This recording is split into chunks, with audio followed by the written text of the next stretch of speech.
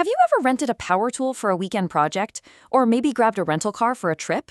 Of course you have. We do it all the time, and we think it's just a simple transaction. But here's the thing. You're actually entering into a very specific legal relationship, one that has a ton of built-in rules designed to protect you.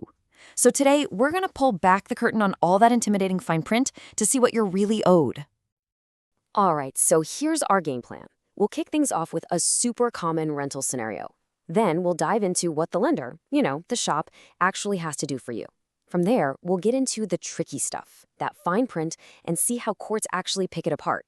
And finally, we'll look at the laws that act as your ultimate safety net. So let's start with a situation we can all relate to.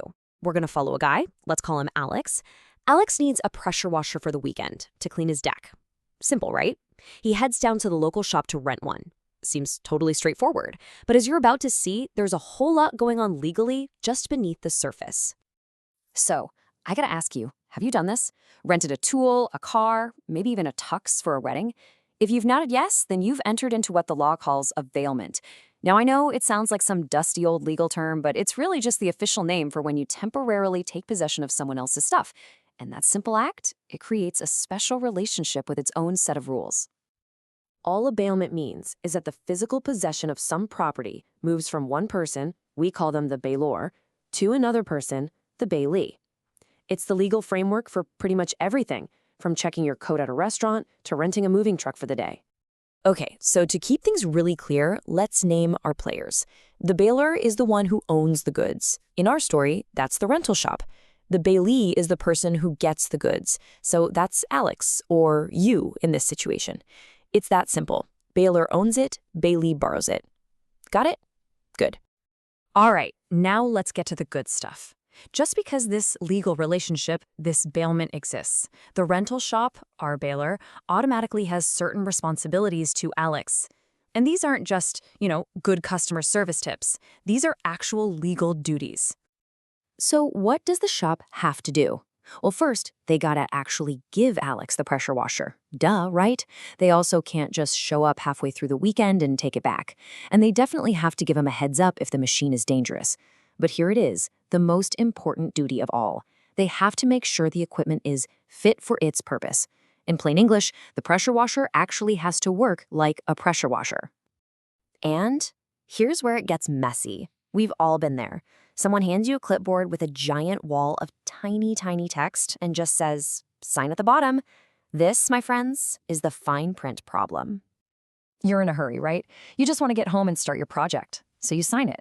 But buried deep inside all that legal jargon is almost always a clause that's written for one reason and one reason only: to protect the company if something goes wrong.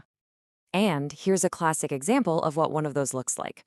It's called an exemption or an exclusion clause. Just look at that wording. Shall not be held liable for any damage, however caused. Wow, it sounds like a bulletproof get-out-of-jail-free card for the shop, doesn't it? And you see that word in parentheses, proferens? Let's break that down. Proferens is just another one of those fancy legal words. It's simply the person in a contract who's trying to use a particular clause for their own benefit. So in our story, the rental shop is the proferens. They're the one trying to use that clause to shield themselves from risk. So if Alex signs this thing, is he totally out of luck if that pressure washer is a dud and it ruins his deck? Well, not so fast, because the law doesn't just glance at these clauses. It puts them under a microscope. Courts have very, very specific rules for how they read them. Courts basically have a two-step test for these things. First, the shop has to have actually given you proper notice of the clause. It can't be totally hidden. But the second step is the real kicker for our story. A court will interpret or construe the clause as narrowly as it possibly can, against the interests of the shop that wrote it. So what does construed narrowly actually mean in practice? It means the court is going to look at the exact words, and it's not going to give the company the benefit of the doubt. A super vague catch-all clause that says something like, we're not liable for anything, ever. Courts are really skeptical of that. The language has to be specific enough to cover the exact thing that went wrong. So, let's look at this. The contract says the shop isn't liable for any damage. That's what the shop wants it to mean. But a court is going to ask a much more pointed question.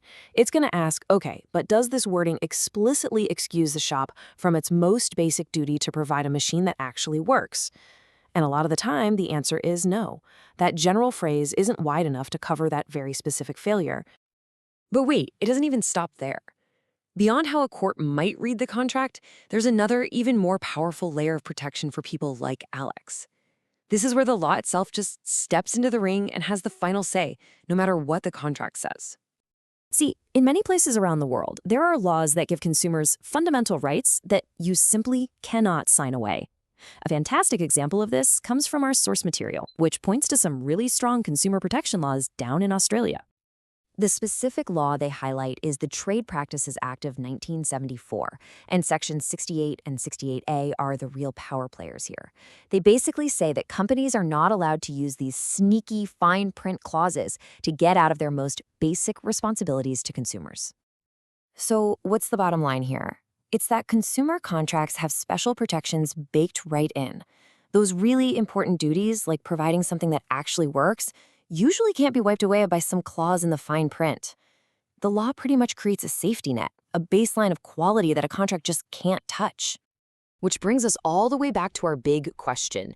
When you look at how courts read contracts and you see the power of consumer law, is that fine print really as ironclad as they want you to believe? The answer is very often a big, resounding no. That wall of text looks scary, for sure, but it's rarely the final word. The law makes sure there's more to the story. And that's something worth remembering the next time you're handed a clipboard and a pen.